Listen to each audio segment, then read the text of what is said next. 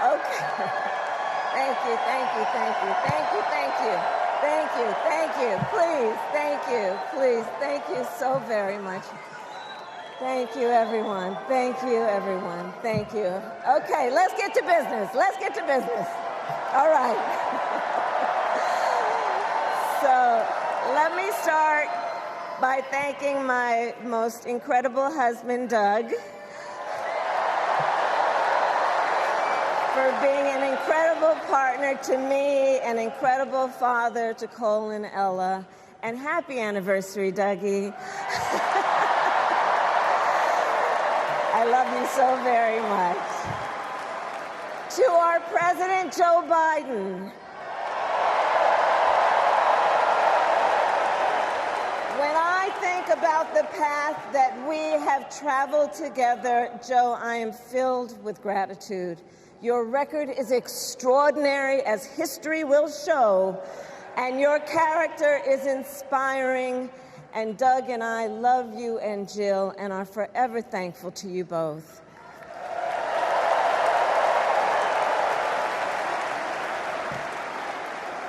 And to Coach Tim Walz,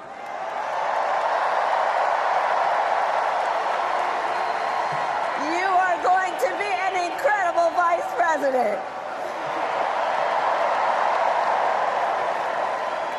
And to the delegates and everyone who has put your faith in our campaign, your support is humbling.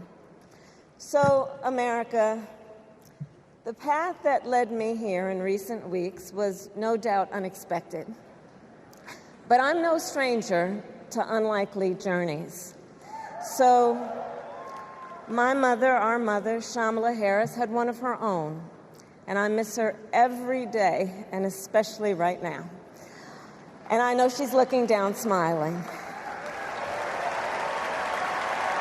I know that. So my mother was 19 when she crossed the world alone, traveling from India to California with an unshakable dream to be the scientist who would cure breast cancer.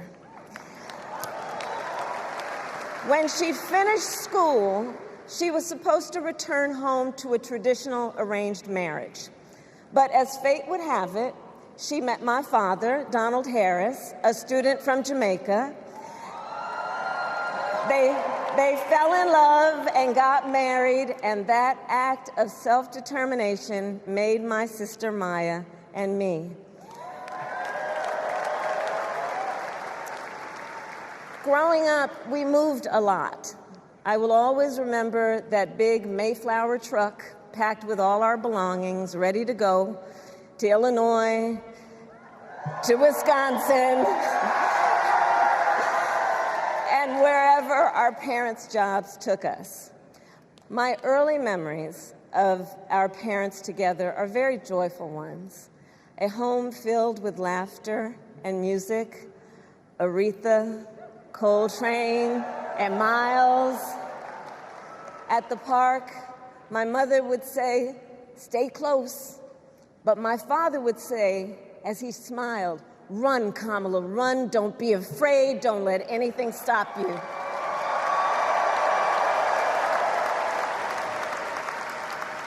From my earliest years, he taught me to be fearless. But the harmony between my parents did not last. When I was in elementary school, they split up, and it was mostly my mother who raised us. Before she could finally afford to buy a home, she rented a small apartment in the East Bay. In the Bay, you either live in the hills or the flatlands. We lived in the flats. A beautiful working-class neighborhood of firefighters, nurses, and construction workers, all who tended their lawns with pride. My mother, she worked long hours, and like many working parents, she leaned on a trusted circle to help raise us. Mrs. Shelton, who ran the daycare below us and became a second mother. Uncle Sherman, Aunt Mary, Uncle Freddie, Auntie Chris, none of them family by blood, and all of them family by love.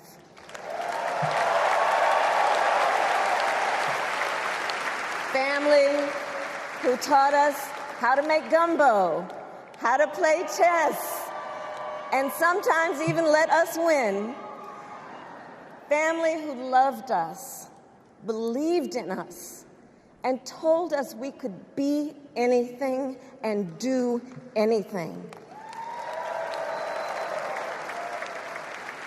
They instilled in us the values they personified: community, faith, and the importance of treating others as you would want to be treated, with kindness, respect, and compassion. My mother was a brilliant, 5-foot-tall, brown woman with an accent. And as the eldest child, I saw how the world would sometimes treat her. But my mother never lost her cool. She was tough, courageous, a trailblazer in the fight for women's health, and she taught Maya and me a lesson that Michelle mentioned the other night. She taught us to never complain about injustice, but do something about it. Do something about it. That was my mother. And she taught us, and she also taught us, and never do anything half-assed. And that is a direct quote. A direct quote. I grew up immersed in the ideals of the civil rights movement. My parents had met at a civil rights gathering, and they made sure that we learned about civil rights leaders, including the lawyers like Thurgood Marshall and Constance Baker Motley, those who battled in the courtroom to make real the promise of America. So at a young age, I decided I wanted to do that work. I wanted to be a lawyer. And when it came time to choose the type of law I would pursue, I reflected on a pivotal moment in my life. You see, when I was in high school, I started to notice something about my best friend, Wanda.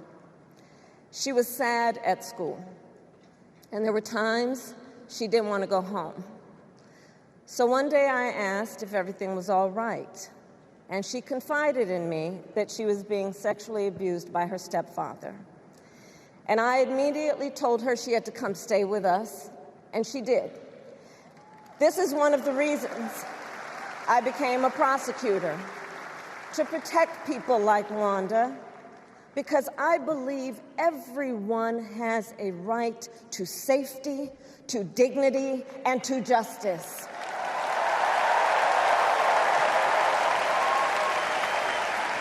As a prosecutor, when I had a case, I charged it not in the name of the victim, but in the name of the people. For a simple reason. In our system of justice, a harm against any one of us is a harm against all of us.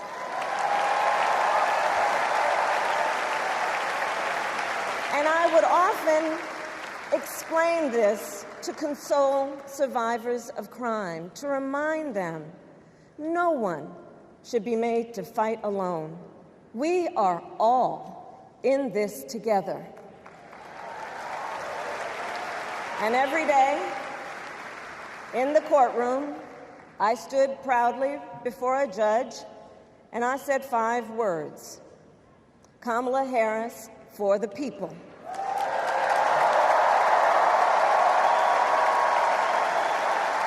And to be clear, my entire career, I've only had one client, the people. And so, on behalf of the people, on behalf of every American, regardless of party, race, gender, or the language your grandmother speaks, on behalf of my mother and everyone who has ever set out on their own unlikely journey, on behalf of Americans like the people I grew up with, people who work hard, chase their dreams, and look out for one another, on behalf of everyone whose story could only be written in the greatest nation on earth, I accept your nomination to be President of the United States of America.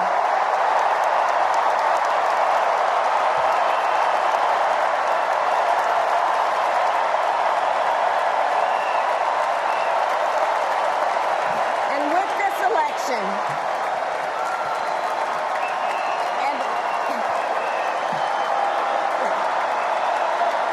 with this election, our nation with this election has a precious, fleeting opportunity to move past the bitterness, cynicism, and divisive battles of the past, a chance to chart a new way forward. Not as members of any one party or faction, but as Americans. And let me say, I know there are people of various political views watching tonight, and I want you to know, I promise to be a president for all Americans. You can always trust me to put country above party and self, to hold sacred America's fundamental principles, from the rule of law to free and fair elections to the peaceful transfer of power.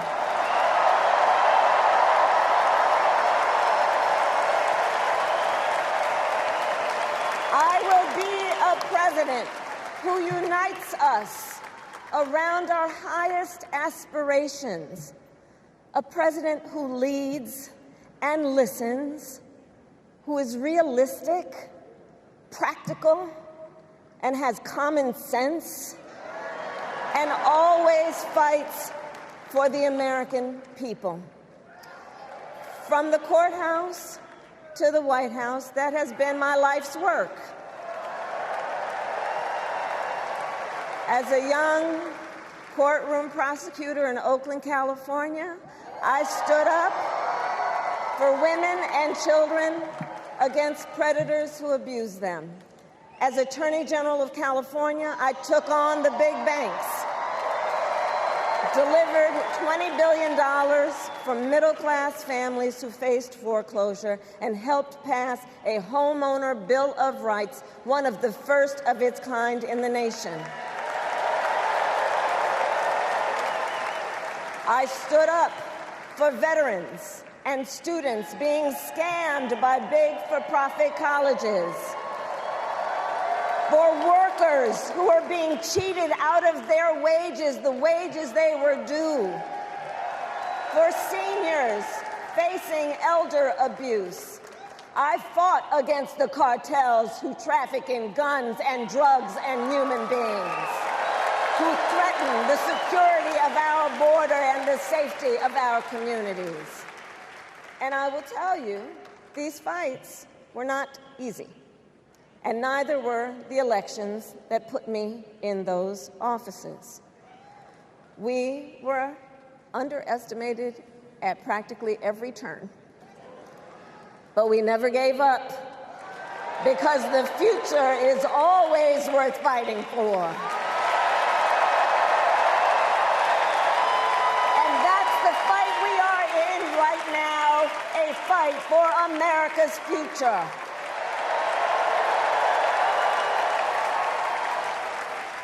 Fellow Americans, this election is not only the most important of our lives, it is one of the most important in the life of our nation. In many ways, Donald Trump is an unserious man. But the consequences of putting Donald Trump back in the White House are extremely serious. Consider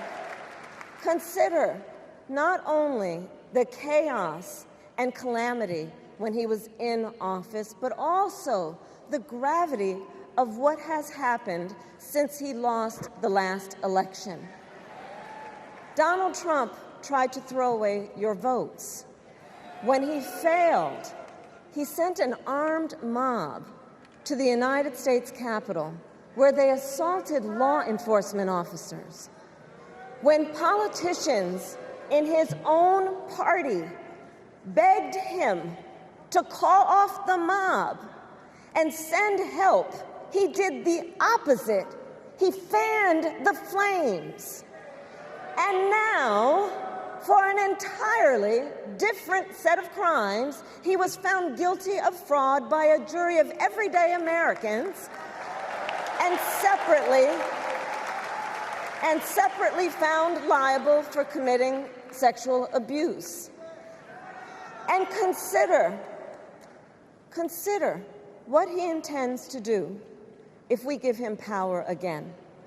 Consider his explicit intent to set free violent extremists who assaulted those law enforcement officers at the Capitol.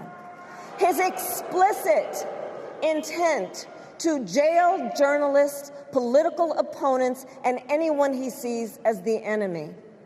His explicit intent to deploy our active duty military against our own citizens. Consider the power he will have, especially after the United States Supreme Court just ruled that he would be immune from criminal prosecution. Just imagine Donald Trump with no guardrails, and how he would use the immense powers of the presidency of the United States, not to improve your life, not to strengthen our national security, but to serve the only client he has ever had, himself.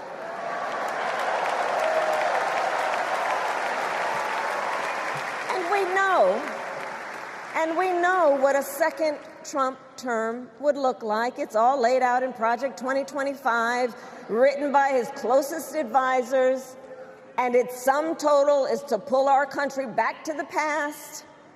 But America, we are not going back. We are not going back. We are not going back. We are not going back to when Donald Trump tried to cut Social Security and Medicare. We are not going back to when he tried to get rid of the Affordable Care Act, when insurance companies could deny people with pre-existing conditions. We are not going to let him eliminate the Department of Education that funds our public schools. We are not going to let him end programs like Head Start that provide preschool and child care for our children. America, we are not going back.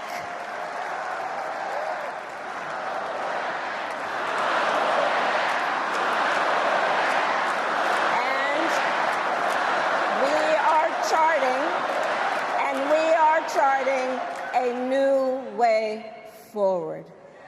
Forward to a future with a strong and growing middle class, because we know a strong middle class has always been critical to America's success. And building that middle class will be a defining goal of my presidency.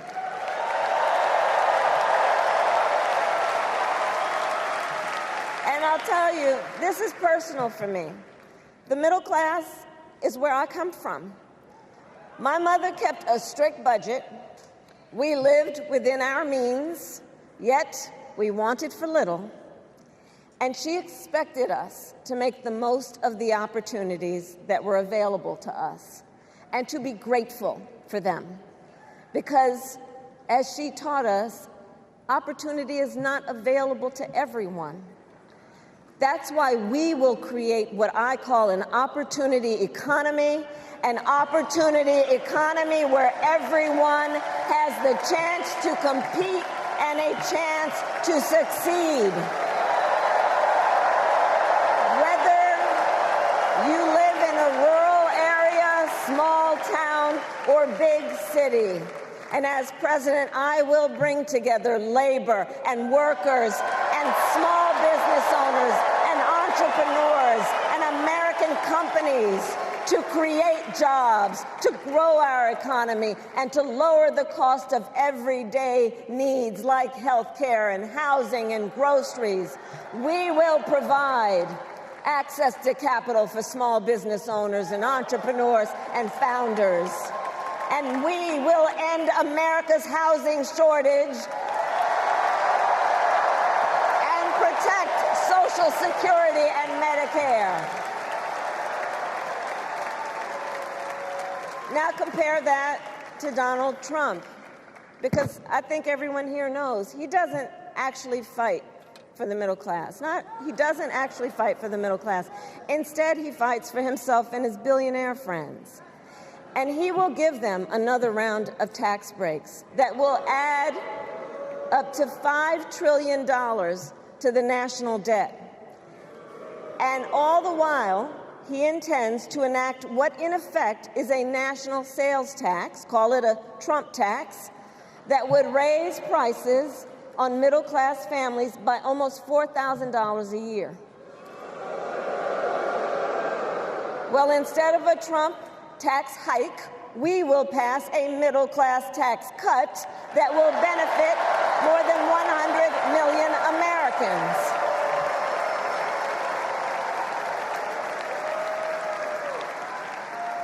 Friends, I believe America cannot truly be prosperous unless Americans are fully able to make their own decisions about their own lives, especially on matters of heart and home.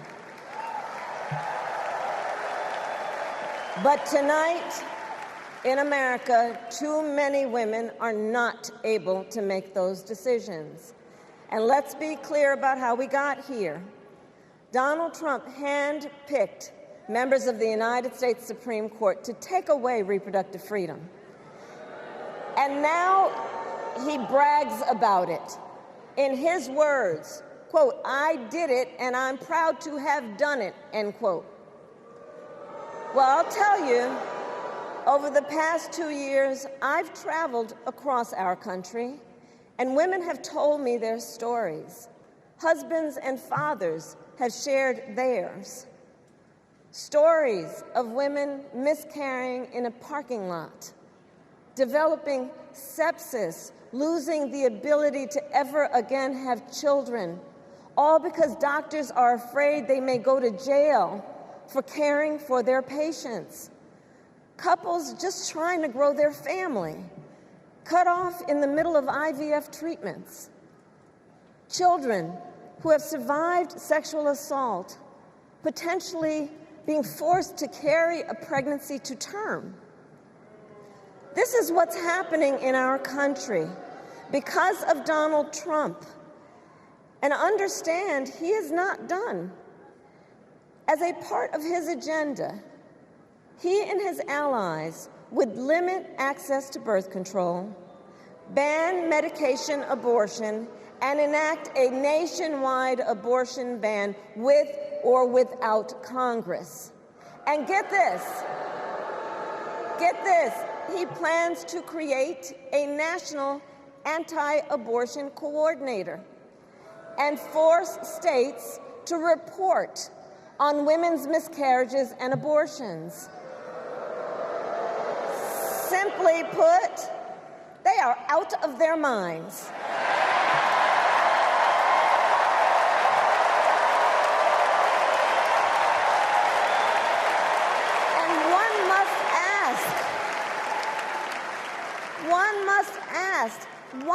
exactly is it that they don't trust women? Well, we trust women. We trust women. And when Congress passes a bill to restore reproductive freedom, as President of the United States, I will proudly sign it into law.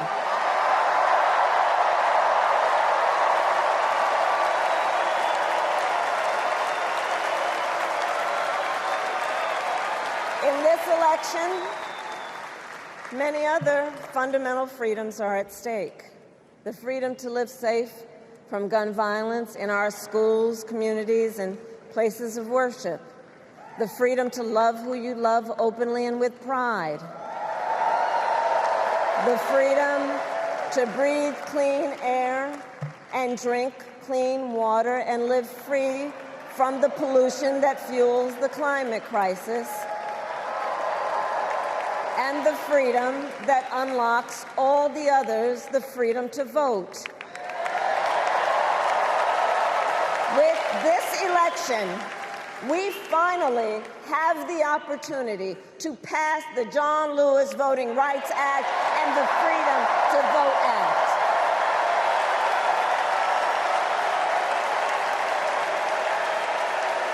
And let me be clear. After decades in law enforcement, I know the importance of safety and security, especially at our border.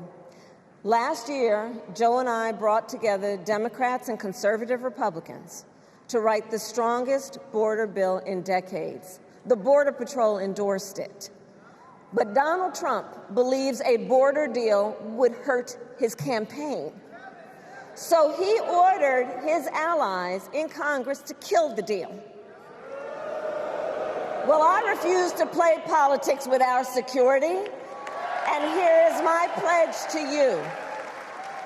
As president, I will bring back the bipartisan border security bill that he killed, and I will sign it into law.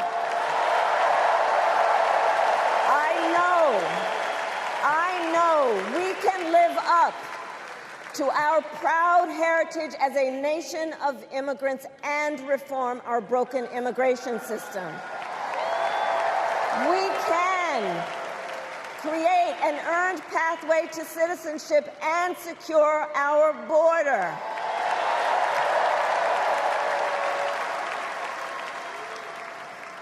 And America, we must also be steadfast in advancing our security and values abroad. As Vice President, I have confronted threats to our security, negotiated with foreign leaders, strengthened our alliances, and engaged with our brave troops overseas.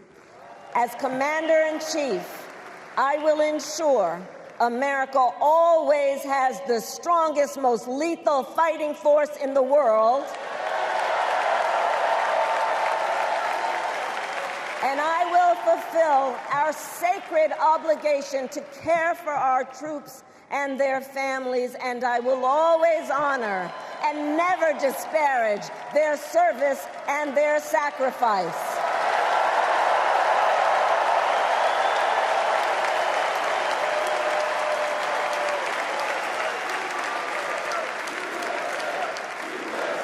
I will make sure that we lead the world into the future on space and artificial intelligence, that America, not China, wins the competition for the 21st century, and that we strengthen, not abdicate, our global leadership.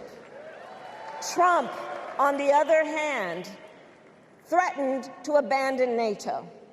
He encouraged Putin to invade our allies, said Russia could, quote, do whatever the hell they want. 5 days before Russia attacked Ukraine, I met with President Zelensky to warn him about Russia's plan to invade. I helped mobilize a global response, over 50 countries, to defend against Putin's aggression. And as president, I will stand strong with Ukraine and our NATO allies.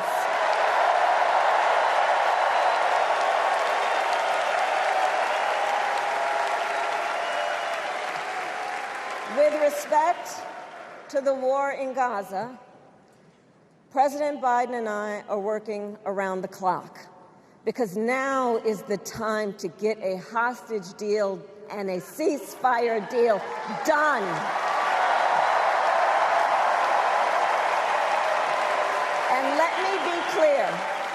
And let me be clear, I will always stand up for Israel's right to defend itself, and I will always ensure Israel has the ability to defend itself, because the people of Israel must never again face the horror that a terrorist organization called Hamas caused on October 7, including unspeakable sexual violence and the massacre of young people at a music festival. At the same time, what has happened in Gaza over the past 10 months is devastating. So many innocent lives lost. Desperate, hungry people fleeing for safety over and over again. The scale of suffering is heartbreaking.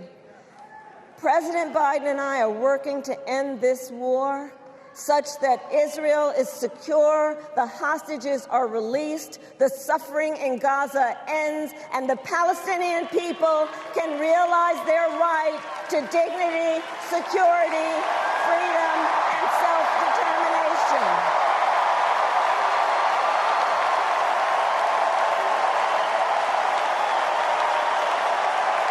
And know this, I will never hesitate to take whatever action is necessary to defend our forces and our interests against Iran and Iran-backed terrorists. I will not cozy up to tyrants and dictators like Kim Jong-un who are rooting for Trump,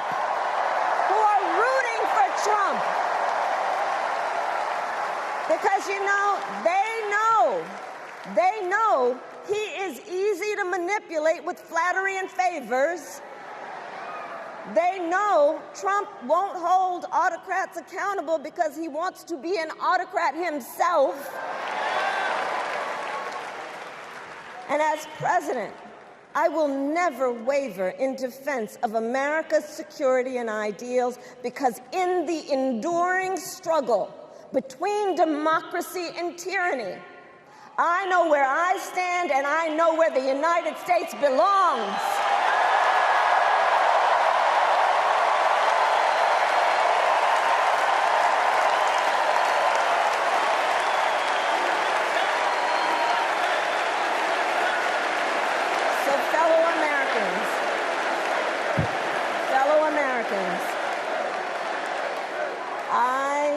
I love our country with all my heart.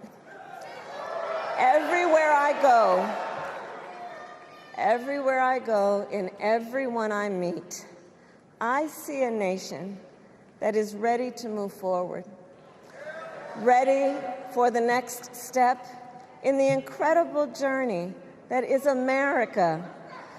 I see an America where we hold fast to the fearless belief that built our nation and inspired the world, that here in this country, anything is possible, that nothing is out of reach. An America where we care for one another, look out for one another, and recognize that we have so much more in common than what separates us. That none of us has to fail for all of us to succeed. And that in unity there is strength. You know, our opponents in this race are out there every day denigrating America, talking about how terrible everything is.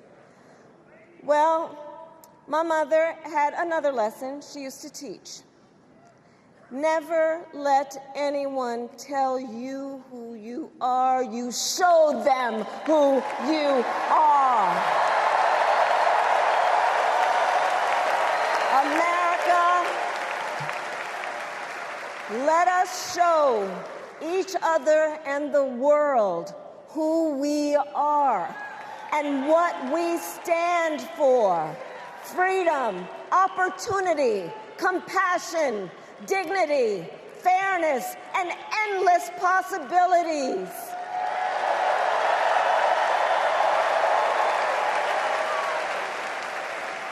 We are the heirs to the greatest democracy in the history of the world. And on behalf of our children and our grandchildren and all those who sacrificed so dearly for our freedom and liberty, we must be worthy of this moment. It is now our turn to do what generations before us have done, guided by optimism and faith, to fight for this country we love, to fight for the ideals we cherish, and to uphold the awesome responsibility that comes with the greatest privilege on earth, the privilege and pride of being an American.